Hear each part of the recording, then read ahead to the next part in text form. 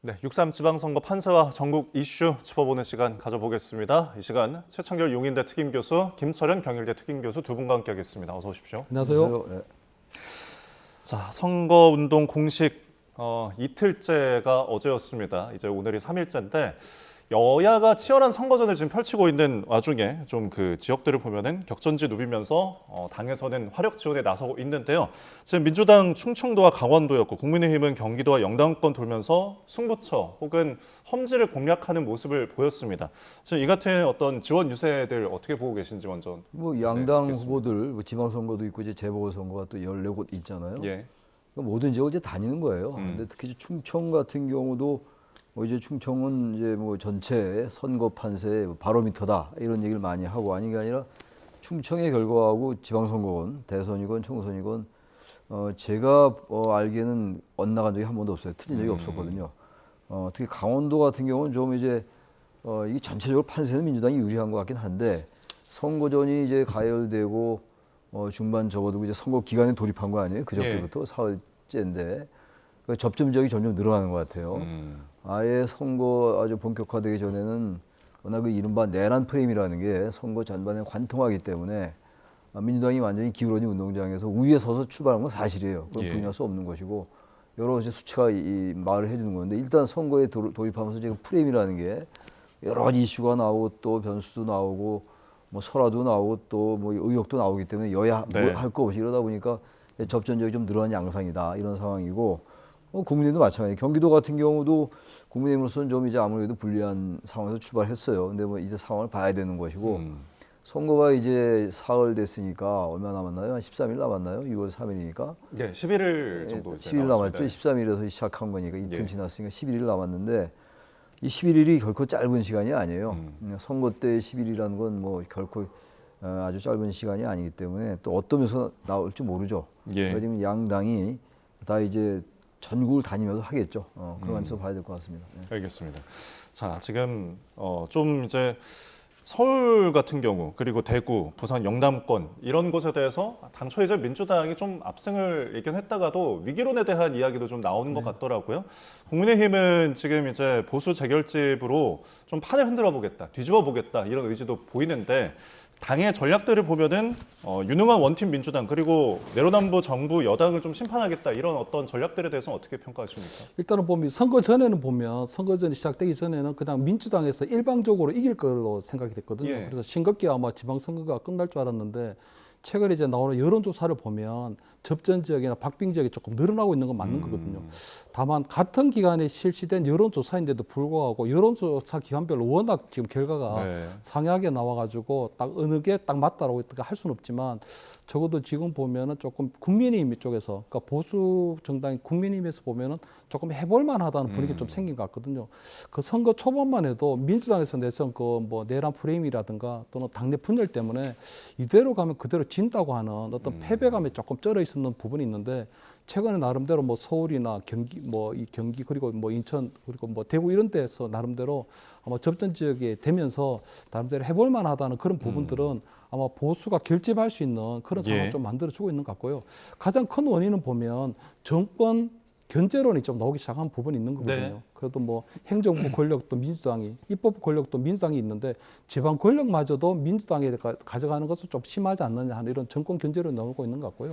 네. 아마 이번 지방선거에서 가장 관전 포인트 지역이 되는 게 어차피 서울하고 대구가 될 텐데 서울 같은 경우에는 정원호 후보가 그동안 대통령 지지율이나 정당 지지율에 있다가 나름대로 인물 비교론에서 인물론에서 이제 오세훈 후보에게 조금 밀리는 경향을 좀 보이고 있는 걸로 보이는 거거든요. 또 대구 같은 경우에는 김부겸 후보가 조금 앞서 있는 형국이었는데 최근에는 보면은 뭐 공소취소 특검 대통령의 어떤 재판을 무효화하려는 공소취소 특검 얘기가 나오고 난 이후에 아무래도 뭐 이대로 뭐 다시 한번 미워도 다시 한번이라고 하는 그런 보수 결집표가 조금 만들어지고 있는 그런 상황이 아닌가 이렇게는 뭐 보입니다. 알겠습니다. 전체적인 판세를 좀 두 분께 여쭤봤는데 격전지별로 좀 살펴보도록 하겠습니다. 부산 북구갑에서는 단일화 부분이 또 관전 포인트인데 지금 이제 보수의 단일화 쪽이잖아요. 박민식 후보 같은 경우는 삭발도 어머님이 이제 직접 해주고 그리고 한동훈 후보에 대해서 이제 배신자라는 프레임을 또 얘기하고 있고 장동혁 대표도 지금 보수 망가뜨린 사람이 보수를 재건하는 게 말이 되냐 이렇게 공격을 하고 있어요. 어떻게 보십니까? 이제 부산 북갑은 완전히 단일화 변수예요 지금. 예. 그리고 이제 처음에는 1강 2중이었다고 저는 봐요. 하정우 후보가 1강, 게다가 이제 그리고 이제 한동훈 후보와 박민식 후보가 2중. 저는 이렇게 봤는데 지금 양상이 조금 바뀌는 것 같아요. 박민식 후보가 삭발을 했다라는 거는 그만큼 이제 절박한 거겠죠. 전 대한민국 정치에서 삭발 단식 이거 좀 안 했으면 좋겠는데 또 후보로서 뭐 자신의 또 마지막 수단일 수 있겠죠, 그거는. 예. 근데 아무튼 어머니께 이제 부탁을 드려서 삭발도 하고 그러니까 단일화를 안 하겠다라는 강력한 의지로 느껴졌는데 여긴 지금 당장 여론조사는 안 나와 있습니다만 조금 하정우 후보 말고 한동훈 이 박민식 후보의 격차가 네. 처음보다는 조금 멀어지는 측면이 있어요. 약간 추세가. 이제 그러다 보면 이제 1강 2중에서 2강 1약이 될 수가 있다고요. 네. 2강이라는 게 이제 하정우, 한동훈. 그리고 1약이 중이 아니고 이제 2강 1중이 아니고 2강 1약. 네. 박민식 후보 이렇게 볼 수 있어요. 그건 저 개인 생각이긴 합니다만. 네. 그렇게 된다면 이제 단일화에 대한 압력이 좀 커지겠죠. 이게 계속 이게 한동훈, 박민식 후보가 지지율이 비슷하게 간다면은 단일화하기가 어려워질 거예요 아마. 근데 어느 한쪽이 자꾸 이제 시간이 흐르면서 선거일이 다가오면서 조금씩 이제 차이가 벌어진다면 보수 진영의 후보들이 그렇게 된다면은 단일화 압박은 커지면서 박민식 후보가 완주하는데 상당히 부담이 될 거예요. 네. 단지 근데 이건 있습니다. 한동훈 후보를 지지하는 그 부산 보수 유권자들과 또 박민식 후보를 지지하는 이 보수 유권자들 간에 저는 상당한 성향의 차이점이 있다고 봐요. 박민식 후보는 뭐 완전히 친윤, 찐윤까지 뭐 그렇게까지 정의를 내리기 않는다 하더라도 뭐 이 윤석열 정부 때 장관 했었고 말이죠. 그럼 뭐 한동훈 후보도 마찬가지긴 합니다만 기본적으로 한동훈 후보는 어쨌든 이 지금 전륜이 된 상황이고 예. 제명이 됐고 말이죠. 박민식 후보는 그렇지 않기 때문에 보수 유권자들이 단일화 된다고 해서 1 더하기 1이 2가 될 것이냐 이런 우려는 있어요. 보수층에서 볼 때 말이죠. 네. 국민의힘에서 볼 때 그렇다 하더라도 단일화는 여전히 지금 한동훈 후보로서는 절박하다. 하정우 후보가 그래서 앞서 나갔는데 어쨌든 간에 부산은 여러 여론조사가 있기 때문에 예. 단정하기 어렵다 하겠습니다만 부산은 지금 어쨌든 마지막에 단일화 될 것인가의 문제 그리고 한동훈 후보가 지금 이제 하정우 후보를 따라붙는 것 같긴 한데 선거 기간이 이제 열흘밖에 안 남았기 때문에 10여일밖에 안 남았기 때문에 이게 어떻게 될 건지 어쨌든 마지막까지 단일화의 변수는 있을 것이다. 네. 라고 저는 봅니다. 네. 부산 북갑의 이제 3자 구도 속에서도 보수 표심에 대해서 좀 진단해 주셨는데 한동훈 후보도 이런 공격에 대해서 좀 반격을 나서고 있잖아요. 이제 김영삼 전 대통령의 차남 김현철 씨가 자신을 이제 지지했다. 자기가 이제 보수의 적통이다라고 밝히면서도 지금 문제가 되고 있는 것들이 신동욱 최고위원이 식당에서 하정우 후보를 만났는데 화이팅이라고 한 부분에 대해서 좀 공격을 하는 것 같습니다. 그래서 저는 뭐 아마 신동욱 그 의원이 아마 하정우 후보를 만났을 때 의례적인 인사 치레로는 보이거든요.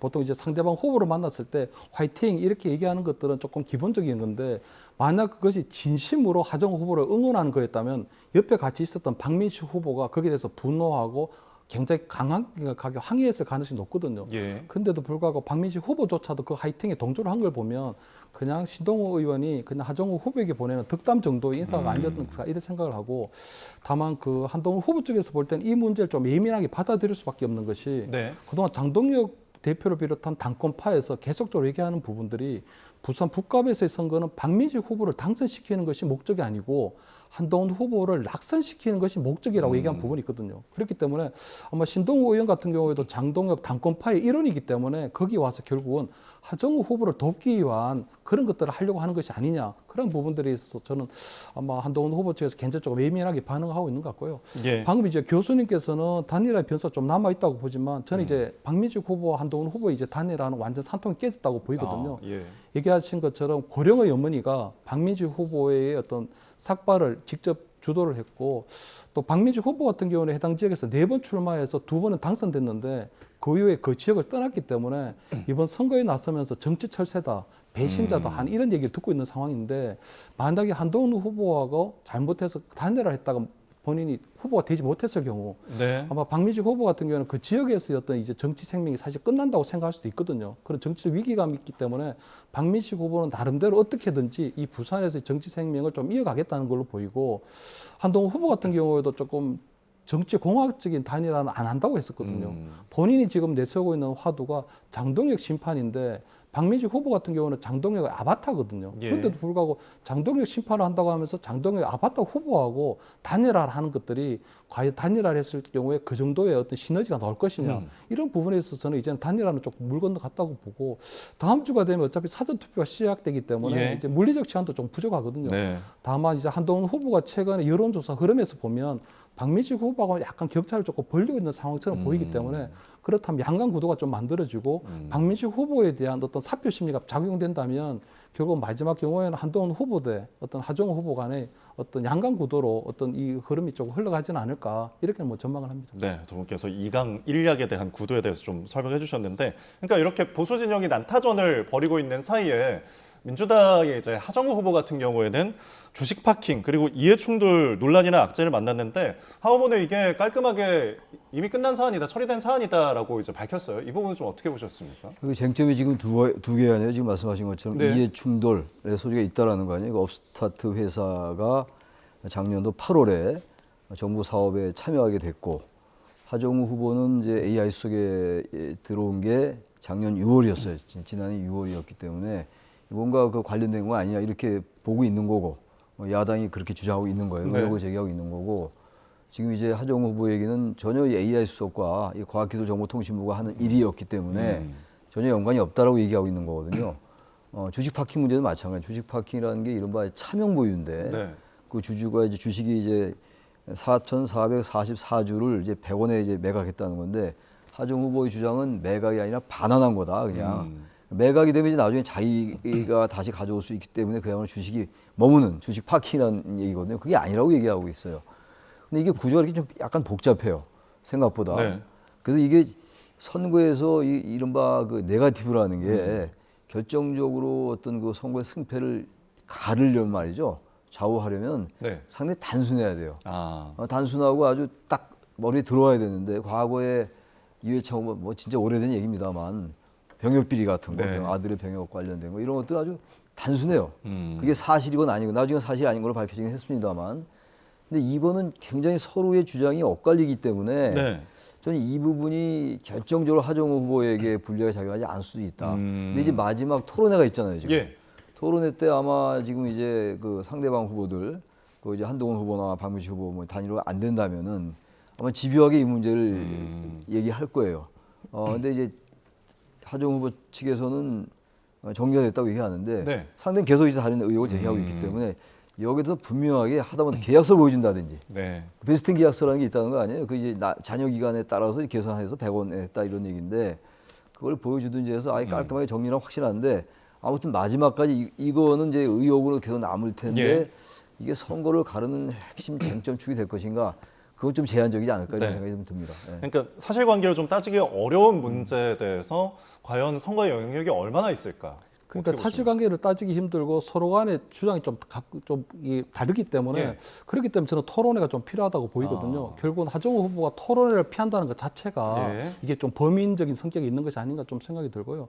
처음부터 하정우 후보가 애당초부터 해명을 제대로 했으면 되는데 처음에 그 돌려준 주식을 대표에게 줬다고 했다가 네. 그다음에 법인에 반환했다고 하다가 이렇게 오락가락 행보를 좀 보이는 부분이 있거든요.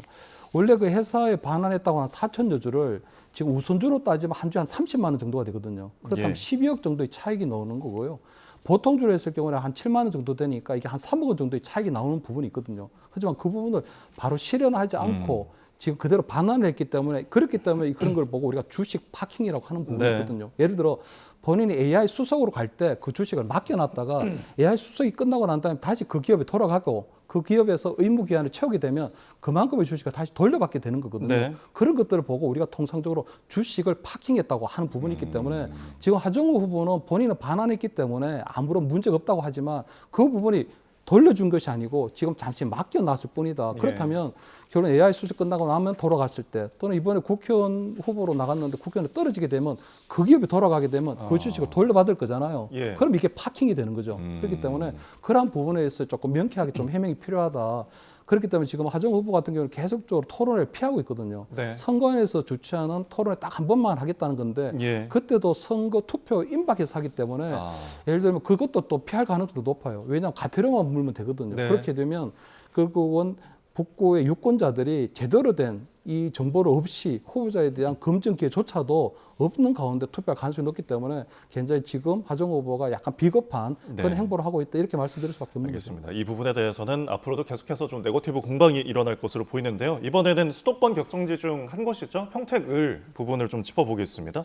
이건 역시도 진보 진영의 좀 단일화가 이슈인 것 같은데, 근데 민주당 김용남 후보나 진보당 김재현 후보는 토론회에서 이제 완주를 좀 선언을 하고 나머지는 좀 단일화 가능성에 대해서 명확하게 뭐 이렇게 선을 긋거나 하진 않았거든요. 어떻게 보십니까? 조국 후보가 단일화에 응할 것 같지는 않아요. 이게 단일화 논의가 있다 하더라도 예. 조국 후보도 그렇고 김용남 민주당의 김용남 후보도 후보에서 물러나는 건 거의 상상하기 어려워요. 지금 이 상황 속에서 게다가 지지율 자체도 어느 한쪽이 완벽하게 앞서고 있지 않기 때문에 예. 뭐 김용남 후보가 조금 앞선 조사도 있고 뭐 그렇긴 하더라고요. 여러 가지 이제 엇갈린 조사들이 있는데 저는 김용남 후보와 조국 후보의 단일화 는 쉽지 않다고 생각해요. 아까 부산 북구갑 얘기도 나왔습니다. 거기도 사실 뭐 단일화 전 거의 어렵다고 보는 거지만 네. 여기도 마찬가지고 특히 이제 황교안 후보와 유희동 후보의 단일화. 근데 같은 보수 진영이라 하더라도 상당히 결이 다른 보수예요 지금. 황교안 후보는 이제 부정선거론을 계속 얘기하고 있는 그런 후보이고 범야권이라 하더라도 유희동 후보로서는 황교안 후보와 단일화되면 뭐 조금의 단 1, 2%라도 돌아올 수 있다 하더라도 네. 크게 여기에 집착하지 않을 거예요. 유희동 후보도 그렇고 또 김전 후보도 마찬가지예요. 김전 후보도 진보당의 대표라고요. 네. 대표인데 단일화에 응할까? 그리고 또 이 수치를 보면 말이죠. 조국 김영남 후보하고 유희동 이강 일중 이야기예요. 여기는 이강 일중 이야기이기 때문에 네. 이야기라는 게 황교안 후보와 김재현 후보인데 이 상황 속에서 단일화 그 자체가 별로 의미가 없어요.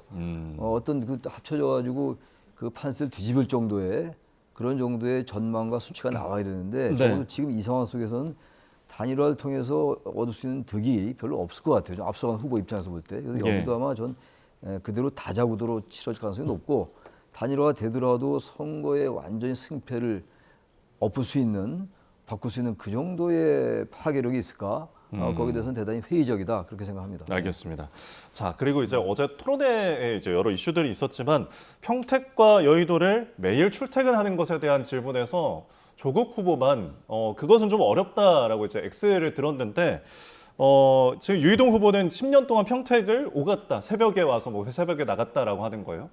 이게 그럼 정치적 연고가 과연 이 선거에서 좀 판세에 좀 유리할지 어떻게 보십니까? 그래서 뭐 유희동 후보가 얘기하고 싶은 건 토박이냐 아니면 예. 조국 후보 같은 경우는 뜨내기다. 결국 떨어지게 되면 다시 강남으로 돌아갈 거 아니냐.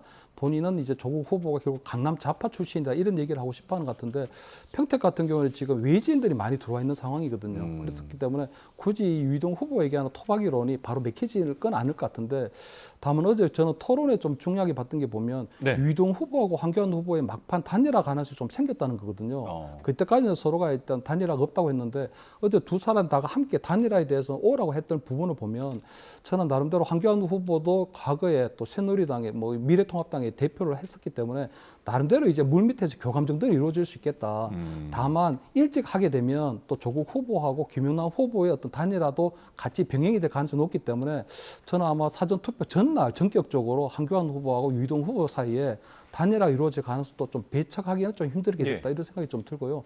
김용남 후보하고 뭐 조국 후보는 사실 단일화 갈 가능성이 없다고 보이거든요. 왜냐하면 가장 중요한 것이 이 단일화에서 가장 중요한 것이 후보자의 의지인데 예. 김용남 후보 같은 경우에는 지금 원래부터 민주당이 아니고 새누리당 의원이었고 또 윤석열 정권을 탄생시키는데 1등 공신이었거든요. 그래서 본인이 변절자라는 소리를 들으면서까지도 민주당 당적을 옮겼는데 만약에 단일화를 해서 조국 후보로 단일화가 되면 본인 같은 경우에는 완전히 여야를 없나든 근데 정치적 떠돌이로 변할 가능성이 높기 때문에 김영남 후보 같은 경우는 이 단일화에 응할 가능성이 굉장히 낮아 보이고 예. 다만 김영남 후보하고 김전 후보는 저는 나름대로 조금 단일화 가능성이 좀 있다고 보이거든요. 왜냐하면 김전 후보 같은 경우는 아마 조국 후보가 오지 않았으면 그 지역에서 아마 본인이 어떤 범민주 후보 단일 후보가 될 수 있었는데 조국 후보가 왔기 때문에 본인이 단일 후보가 될 수가 없었던 거고 그렇다면 계속적으로 이 뭐 완주를 한다는 것보다는 그래도 김영남 후보에게 조금 힘을 실어주는 것들이 아무래도 진보당이 가지고 있는 앞으로의 어떤 정치적인 어떤 행보 이런 부분에 있어서는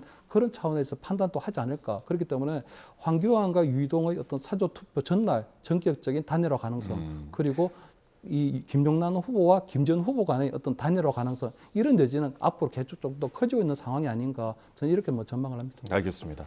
자, 그런데 그 유시민 작가가 그 조국 후보가 당선된 게 더 낫다. 사실상 좀 낙선 운동에 가까운 발언을 해서 이 부분도 주목이 되는 것 같아요. 영향이 있을 거라고 보십니까?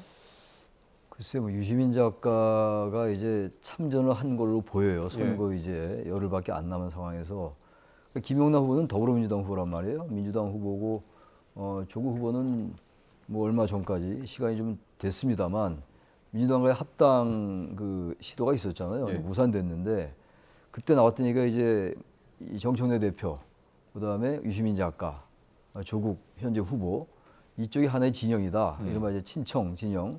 과거에도 친노, 뭐 친문 이렇게 이제 이 여권 내에서 어떤 이게 선이 그어진 듯한 그런 전망이 분석이 많이 있었어요. 네. 근데 그런 것과 맥락을 같이 연결시켜 본다면 이건 뚜렷이 보이는 거죠. 조국 후보가 당선되면 이제 정청래 대표 민주당과 다시 합당을 논의하게 되고, 그다음에 지금 특히 이제 아직은 아니겠습니다만 이 선거 이후에 이제 양당의 민주당도 그렇고 국민의힘도 그렇고 대표 선거.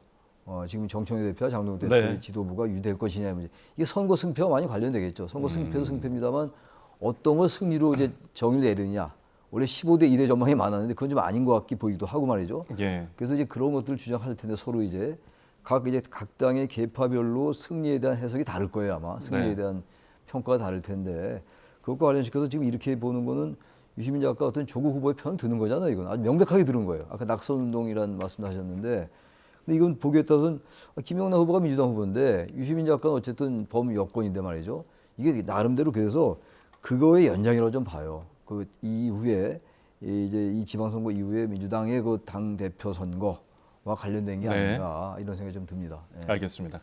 자, 그리고 이제 다른 격전지들도 좀 보겠는데 대구 같은 경우에는 아무래도 이곳이 좀 경제에 대한 이슈가 좀 부각이 되어 있어서 지금 김부겸 후보, 추경호 후보 TV 토론에 처음 나섰는데 지금 여러 뭐 대구 경북 신공항이나 통합 무산된 거 가지고 이야기가 좀 나왔습니다. 어떻게 바라보셨나요? 뭐 TK 신공항 계속적으로 재원 때문에 계속 문제가 생겼거든요. 예. 아무래도 김부겸 후보 같은 경우는 본인이 이제 여당 후보니 아마 본인이 당선되고 나면 중앙정부와 협의해서 그 필요한 재원을 바로 끌어오겠다 이런 상황인 것 같고요. 아마 우리 TK 통합 같은 경우에는 네. 어쨌든 민주당이 반대하는 바람에 추진되지 않은 부분이 있었거든요. 그 부분에 있어서는 어째 추경호 후보와 김부겸 후보에 대해서 굉장히 매섭게 몰아붙였던 그런 상황으로 보이고요. 다만 오늘 이제 그 박근혜 전 대통령이 이제 칠성시장에 추경호 후보 지원 유세를 지금 나가는 걸로 돼 있거든요.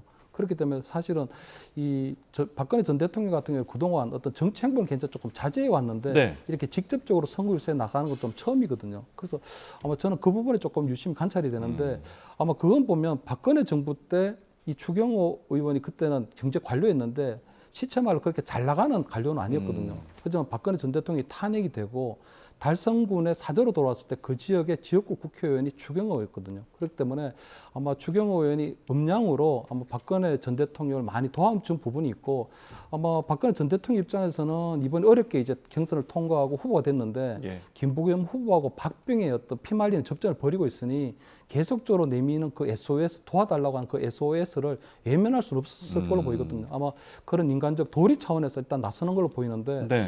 아마 그 박근혜 전 대통령에게 따라다니는 게 보면 선거 여왕이었거든요. 네. 또 하나 보면 이 타이밍이 또 이 마술사예요. 그렇기 때문에 아마 김부겸 후보하고 추경호 후보가 격차가 많이 났다면 나서지 않았을 텐데 상당히 격차가 좀 좁혀졌고 예. 잘한 본인이 조금 도와주면 이길 수 있다는 어떤 가능성이 있기 때문에 그렇다면 본인 같은 경우에는 이 선거에 조금 나서서 본인이 조금 힘을 보태는 것이 네. 앞으로 어떤 정치 행보에도 좀 도움이 될 수 있다는 부분도 있거든요. 그렇기 때문에 저는 오늘 아마 칠성시장 유세에 나간다는 부분들을 보면 예. 결국 박근혜 전 대통령도 본격적으로 정치를 하려고 하나 그런 것들에 대한 대구 시민들의 여론을 조금 떠보려고 하는 부분도 있다고 보이거든요. 예. 조금 극단적인 상상력을 보태보면 박근혜 전 대통령이 이번에 만약 대구 시민들이 박근혜 전 대통령에 대해서 지지를 해준다면 예. 그리고 추경호 후보가 이긴다면 예. 차기 총선에서도 박근혜 전 대통령이 또 나설 수도 있는 부분이거든요. 왜냐하면 어. 지금 대구 경북에 맹주가 없는 상황이기 때문에 예. 박근혜 전 대통령의 화려한 정치적 부활을 꿈꾼다면 다음번에 총선에 본인이 또 국회의원으로 나설 수도 있는 그런 어떤 극단적인 상상에까지도 제가 한번 말씀을 좀 드려봅니다. 알겠습니다. 개인적인 어떤 의견을 전해주셨는데, 그러니까 박 전 대통령이 지원 유세에 나가는 것이 과연 이 대구에서 판세에 어떤 영향을 미칠 것인가, 어느 정도 있다고 보십니까? 뭐 전혀 변수가 안 된다고 보기는 어려울 것 같아요. 예. 박근혜 전 대통령이 물론 탄핵된 대통령이긴 합니다만, 전 대구에서는 뭐 박근혜 전 대통령의 영향을 무시할 수 없다고 봐요. 왜냐하면 대구라는 지역의 특성상 그렇습니다.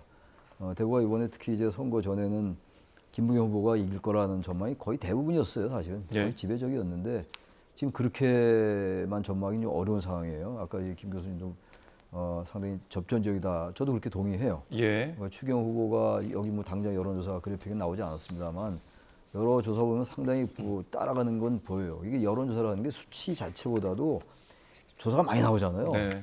근데 이 추세 같은 건 분명히 보이거든요. 네네. 추이 같은 거. 근데 어떤 경우는 또 격차가 굉장히 달라요. 또 다르긴 합니다만 전체적으로 볼 때는 하나의 경향성으로 볼 때 이제 초반에 선거 초반이나 선거 들어가기 전에 우리가 전망했던 김부겸 후보가 압도적으로 이긴다. 김 후보가 그건 좀 이제 좀 그 전망을 하기 어려운 상황이라서 이런 상황이라면 박근혜 전 대통령의 그 유세가 좀 뭐 추경호 후보에게 도움이 좀 될 수 있다고 보는데 그래도 어쨌든 박근혜 전 대통령은 사실 전임 대통령이긴 합니다만 저는 이게 제한적이라고 봐요. 이 부분도 이게 갑자기 추경호 후보가 앞선다든지 예. 뭐 김부겸 후보를 지원하는 건 아니니까 그렇다고 해서 저는 뭐 나름대로 완전히 의미가 없다라고 네. 볼 수는 없다 하더라도 결정적으로 판세를 뒤집을 정도의 그게 될까? 그건 저는 좀 회의적입니다. 예. 알겠습니다. 대구시장 선거의 판세까지 저희가 좀 짚어봤습니다. 지금까지 최창렬 6인대 특임교수, 김철은 경일대 특임교수 두 분과 함께했습니다. 고맙습니다. 네.